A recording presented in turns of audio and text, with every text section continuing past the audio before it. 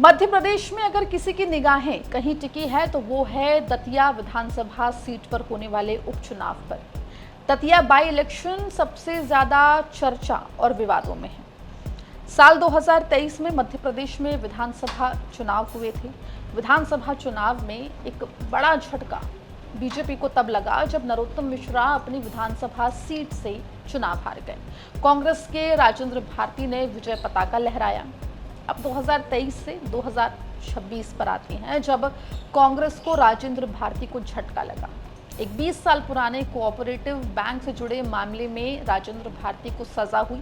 दिल्ली के MP MLA court ने सजा सुनाई, जिसके बाद उनकी विधायकी चली गई। हाल ही में एक बार फिर दतिया विधानसभा सीट चर्चा में आई जब निर्वाचन आयोग ने यहां पर बाई इलेक्शन यानी कि उपचुनावों की घोषणा कर दी। इस बीच उनके खिलाफ यानी कि राजेंद्र भारती के खिलाफ जो फैसला आया था उसको लेकर राजेंद्र भारती कोर्ट पहुंचे हुए थे, जिस पर अब सुनवाई हुई है। जिसके बाद अब सवाल उठ रहा है कि क्या दतिया में होने वाले बाई इलेक्शंस टल जाएंगे या होंगे। विस्तार से इस रिपोर्ट में हम आपको बताएंगे कि आखिर क्या कुछ हुआ कोर्ट की सुनवाई में। नमस्कार, आप देख रहे हैं एमपी तक स्पेशल और मैं हूं आपके साथ आकांक्षा ठाकुर। देखिए, मध्य प्रदेश की राजनीति थोड़ी गरमाई हुई है। मध्य प्रदेश में सबसे ज्यादा चर्चा और सभी की निगाहें फिलहाल होने वाले बाई इलेक्शंस उपचुनाव पर है, जो कि दतिया में होने वाले हैं। दतिया जिसे नरोत्तम मिश्रा का गढ़ कहा जाता है। नरोत्तम मिश्रा पिछली सरकारों में मंत्री रहे हैं। बीजेपी के दिग्गज नेताओं में उनकी गिनती होती है। 2023 में कांग्रेस ने जब इस सीट पर विजय पताका लहराया, जब कांग्रेस ने इस सीट पर जीत हासिल की तो हर कोई हैरान रह गया था कि आखिर नरोत्तम मिश्रा कैसे हार गए। राजेंद्र भारती, जिनके ऊपर कांग्रेस ने भरोसा जताया था, उन्हें टिकट दिया था, उनको जीत हासिल हुई। 7,000 से भी अधिक वोटों से जीते थे। हालांकि बहुत दिन तक विधायक नहीं रह पाए, क्योंकि 2026 के शुरुआती दिनों में अप्रैल के महीने में एमपी एमएलए कोर्ट में एक फैसला आता है और राजेंद्र भारती को उसमें सजा हो जाती है, जिसके बाद मध्य प्रदेश विधानसभा जो है वो राजेंद्र भारती की विधायकी को रद्द कर देती है।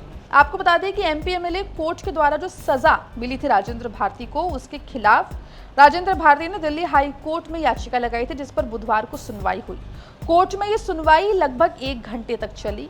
राजेंद्र भारती के वकीलों की दलीलें सुनी गई। इसके बाद अदालत की कार्रवाई खत्म हो गई। आपको बता दें कि जो जानकारी मिल रही है उसके मुताबिक अब मामले में सरकारी पक्ष की सुनवाई जो है वो गुरुवार को होगी, यानी कि 9 जुलाई को इस पूरे मामले में अब अदालत जो है वो दूसरा पक्ष सुनेगी।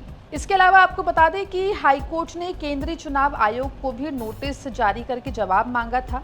अब गुरुवार को सरकारी वकील अदालत में अपना पक्ष रखेंगे। इसके बाद ही अदालत आगे की सुनवाई और संभावित राहत को लेकर फैसला करेगी। दरअसल राजेंद्र भारती को लेकर जो फैसला एमपी एमएलए कोर्ट ने दिया था, जो सजा दी थी, उसके खिलाफ राजेंद्र भारती हाईकोर्ट गए थे।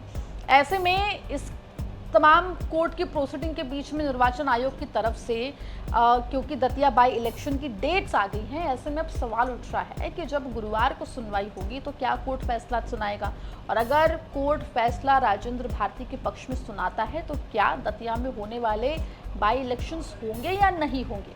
आपको बता दें कि एमपी एमएलए कोर्ट ने जब अप्रैल के महीने में राजेंद्र भारती के खिलाफ फैसला सुनाया, उनको सजा दी, तब रातों रात उनकी विधायकी जो है वो रद्द कर दी गई थी।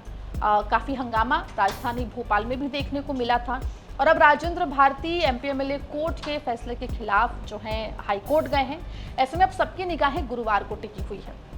वहीं अगर बात करें दतिया विधानसभा सीट की, तो देखिए, दतिया विधानसभा सीट पर बीजेपी ने काफी पहले से कमर कसी हुई है, या ये कहना गलत नहीं होगा कि नरोत्तम मिश्रा ने कमर कसी हुई है। नरोत्तम मिश्रा लगातार विधानसभा सीट पर एक्टिव हैं, वो लगातार दौरे कर रहे हैं। इसके अलावा जातिगत समीकरण साधने की कोशिश कर रहे हैं, भावुक भी नजर आ रहे हैं। उनके बयानों में जो है नरमाहट देखने को मिल रही है। वहीं कांग्रेस इस पूरे मामले पर बीजेपी को, निर्वाचन आयोग को आड़े हाथों लेती हुई दिखाई दी है।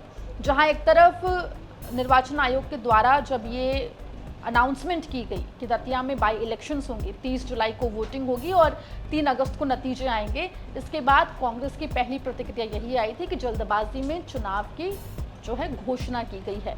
वहीं अभी तक दोनों ही पार्टीज ने यानी कि बीजेपी और कांग्रेस ने अपने उम्मीदवार आधिकारिक उम्मीदवारों के नामों की घोषणा तो नहीं की है, लेकिन माना जा रहा है कि बीजेपी से नरोत्तम मिश्रा ही चुनाव लड़ेंगे। लेकिन कांग्रेस में जद्दोजहद मची हुई है, जहां एक तरफ राजेंद्र भारती अपने बेटे के लिए टिकट मांग रहे हैं, ऐसा सूत्रों के हवाले से खबर आई है। वहीं क्षेत्र के कुछ और कांग्रेस नेता भी टिकट की जुगत लगाए हुए दिखाई दे रहे हैं। ऐसे में कांग्रेस के सामने थोड़ी चुनौती भी देखने को मिल रही है। इस बीच राजेंद्र भारती का ये पूरा मामला अभी कोर्ट में चल रहा है, तो ऐसे में अब सबसे बड़ा सवाल और सबकी निगाहें जो है वो गुरुवार को टिकी हैं, जब हाईकोर्ट में इस मामले में सुनवाई होगी। क्या हाईकोर्ट कल ही फैसला देगा, यानी कि गुरुवार के दिन 9 जुलाई को, या फिर आगे इस मामले की सुनवाई बढ़ती है, ये देखने वाली बात होगी। लेकिन फिलहाल दिलचस्प होता हुआ दतिया बाई इलेक्शन, दतिया उपचुनाव दिखाई दे रहा है। इस पूरे प्रकरण पर क्या राय है, कमेंट सेक्शन में जरूर लिख के बताएं। मध्य प्रदेश की तमाम खबरों के लिए बने रहिए एमपी तक के साथ।